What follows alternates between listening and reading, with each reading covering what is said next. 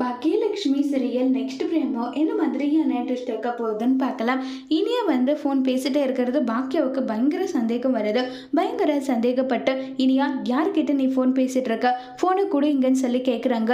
இல்லைம்மா ஃப்ரெண்டு கிட்ட தான் பேசிட்டு இருக்க, நீ பேசுறத பார்த்தா ஃப்ரெண்டு மாதிரியெல்லாம் எனக்கு தெரியல, ஃபோனை கொடுன்னு சொல்லிட்டு கோபமாக கேட்குறாங்க.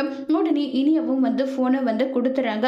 இனியா ஃபோனை பார்த்ததும் செல்வியோட பையன்கிட்ட பேசியிருக்கிற விஷயத்த தெரிஞ்சுக்கிட்டு என்ன நடந்துட்டு இருக்கு, உண்மையை நீயே சொல்றியா இல்லை நானே கண்டுபிடிக்கட்டுமான்னு சொல்லி கேட்குறாங்க.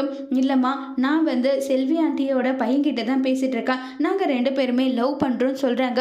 இதை கேட்டதும் இனிய கண்ணத்திலே பலர்னு ஒன்று விடுறாங்க. பாக்கியா உனக்கு என்னடி வயசு, இப்போ லவ் பண்ணுறேன்னு வேற சொல்லிக்கிட்டு இருக்கியா, உன்கிட்ட பல முறை சொல்லியிருக்கேன் இப்படிப்பட்ட வேலையெல்லாம் செய்யக்கூடாதுன்னு சொல்லிட்டு, அப்பயும் அதையெல்லாம் மீறி மறுபடியும் இப்படிப்பட்ட கேவலமான வேலை செய்ய உனக்கு எங்கிருந்தடி மனசு வந்தது, தைரியம் வந்ததுன்னு சொல்லி ரொம்ப கோவப்படுறாங்க.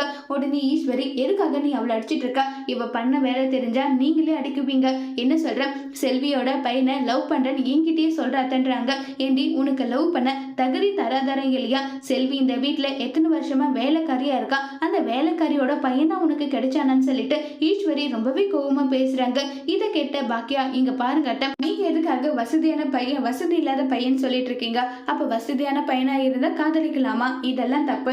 இங்க பாரு இனியா நடந்தது நடந்துருச்சு, இனி இதை விட்டுட்டு உன் படிப்புல கான்சென்ட்ரேஷன் பண்ணு, அதை விட்டுட்டு இதே மாதிரி பண்ணியிருந்த நடக்கிறதே வேறன்னு சொல்லிட்டு பாக்கியா இனியா மேல பயங்கர கோபப்படுறாங்க. அதோடு இந்த பிரமுவை முடிச்சிருக்காங்க.